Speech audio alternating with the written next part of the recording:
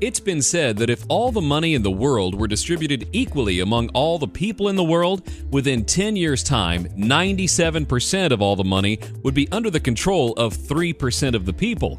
Why? Banking. Those who understand the banking equation capture and control the money. Most people think they understand banking. They write checks, put money into the savings, and get loans at the best interest rate they can find.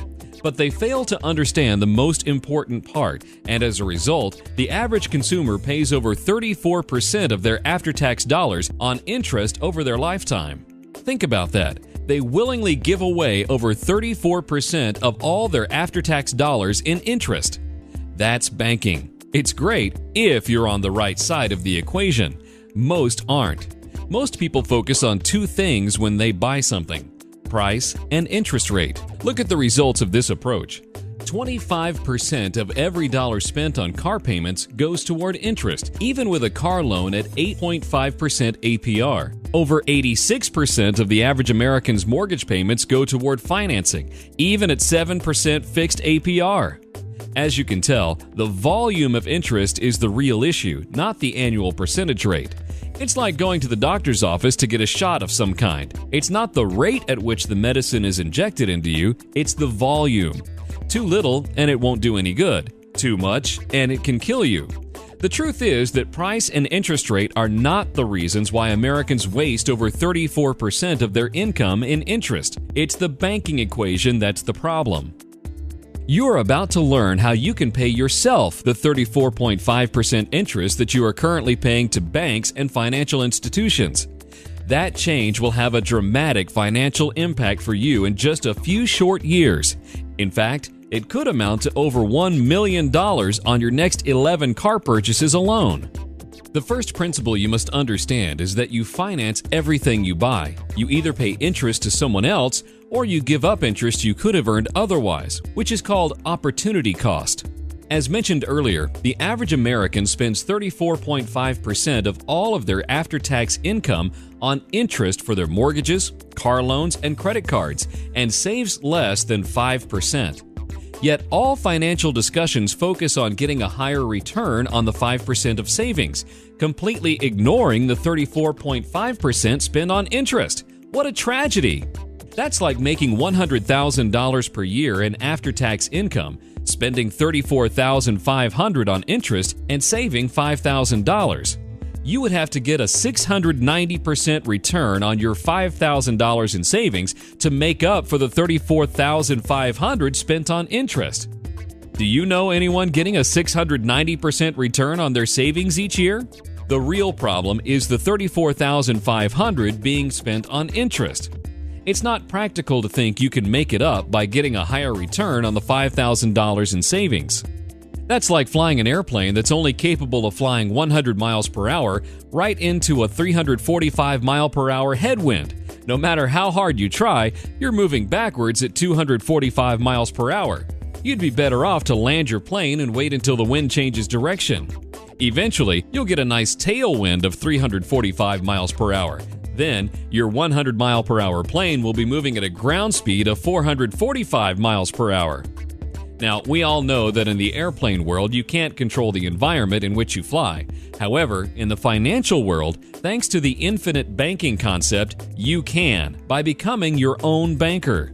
This will allow you to recapture all of the interest you're currently giving to banks, credit card companies, and other finance companies, so you can literally pay yourself all of the money that you are currently paying out in interest and other financing costs.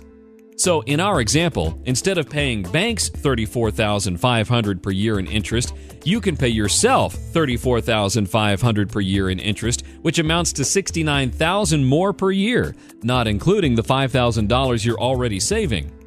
Becoming your own banker does not require getting a bank charter from the bank commissioner or a building or anything like that. The simplest way to becoming your own banker is to use a mechanism that has been around for over 200 years called participating, dividend-paying whole life insurance, known as permanent insurance, which is very different than term insurance. Term insurance is the equivalent to renting coverage for a specified period of time or a specific term, and pays the beneficiary a promised face amount as a death benefit if the insured person dies during the term. If not, the cost of the insurance increases since the insured person is now closer to death. This continues to happen until at some point it is simply cost prohibitive to continue with term coverage, so the coverage is typically dropped. Permanent life insurance, on the other hand, insures a person for life. The insurance company hires actuaries and rate makers to estimate how much money must be collected in order to pay the eventual death benefit, yet still make the profit they desire. In order to determine this, they estimate how much money they will earn through investing the premium payments, how much it will cost them to manage the investments, the time period over which premiums will be paid, and the life expectancy of the insured person. Finally, to determine the amount of the premium payments, they must know how often and over what time period the premiums will be paid, which is known as the payment period. Shorter payment periods have higher premiums because they are effectively paying in advance for the cost of insurance. The shorter the payment period, the better suited it is for the purposes of the infinite banking concept. To understand why, let's break down a typical premium payment. Assume the actuaries and rate makers determined you would have to pay $20 to the insurance company for them to be able to run their company, make their desired profit, and be able to pay your beneficiaries the death benefit upon your passing. If $20 is their best estimate, they're going to charge you $25 to build in a little margin for error. Let's say you decided to shorten the payment period, so your actual premium was $50. A little bit of that, say 50 cents, will be spent by the insurance company to pay their employees who run the company. The insurance company will invest the remaining amount into bonds, mortgages, real estate developments, or joint ventures with other private organizations, unless the owner of the policy exercises their contractual right to use the money elsewhere. That is the key to becoming your own banker. Every life insurance policy, which is a contract, plainly states that the owner of the policy, who is the person that pays the premiums, outranks every potential borrower in access to the money that must be lent. So what does this mean?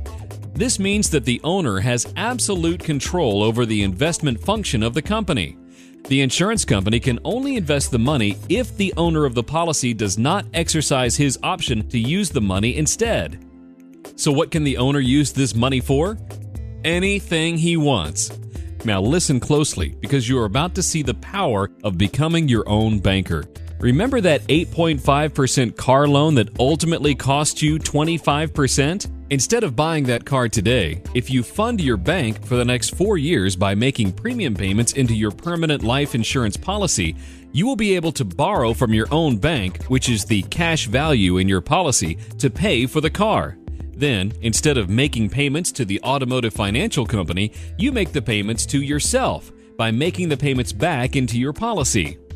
To maximize the power of becoming your own banker, you must pay yourself at least the amount of interest you would be charged by the automotive finance company, preferably more. What does this amount to? Let's assume you'll buy a new car every 4 years for the next 44 years, so 11 cars total. Each car will be financed for $10,550 and can be financed at 8.5% interest for 48 months. You have a choice with how to pay for these cars. You can use one of 5 methods. You can buy them through a bank or other finance company, lease them, pay cash for them, use an interest-earning savings account, or use your own bank by using the infinite banking system. Let's look at each method in further detail. Buying the car through a bank at 8.5% interest would cost $260 per month, which is $3,030 per year. Over 44 years, that amounts to $137,280. Leasing a car costs a little bit more. Why? Because you lease from the owner of the car. Is the owner a fool? No. He will make some money on the activity. Let's then assume that leasing will cost you $175,000. Paying cash for the cars will first require you to save up for the car, so you would have to defer buying the first car for 4 years.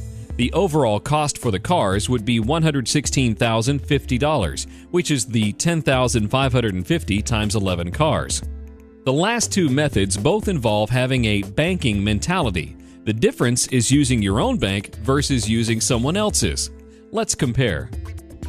Assume that for the last two methods, you understand the need to capitalize your bank, so you accumulate $5,000 per year for 7 years before purchasing the first car.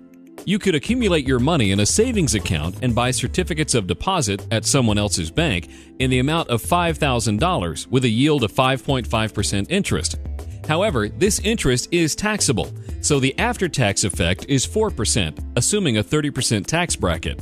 After 7 years, you would have $41,071 in your account. So you buy your first car and continue making the $3,030 car payments into your savings account. By year 50, you would have $258,927 in this account. Alternatively, you could accumulate your money in a dividend-paying permanent life insurance policy instead of at someone else's bank. For the first 14 years, putting your money in someone else's bank comes out ahead. But from that point forward, the infinite banking concept is favored in an accelerating fashion. In fact, by year 50, you will have $964,638. That's $705,710 more than putting your money in someone else's bank. Why is this? Because when you become your own banker, you are the only owner of your bank, so you receive the profits that would otherwise go to the bank. It's that simple and that powerful. There really is no comparison. Plus, by using a dividend-paying permanent life insurance policy as your bank, you get the other inherent benefits with life insurance policies. Namely, the dividends paid on a life insurance policy are not taxable. The money you borrow from the cash value is not taxable. And the cash value is protected from creditors and judgments in most states. By becoming your own banker, you will soon be in a position to stop supporting the employees and shareholders of other banks and finance companies through all the interest you're paying to them, and instead use that money to support you and your family. Becoming your own banker will prove to be one of the wisest decisions of your lifetime.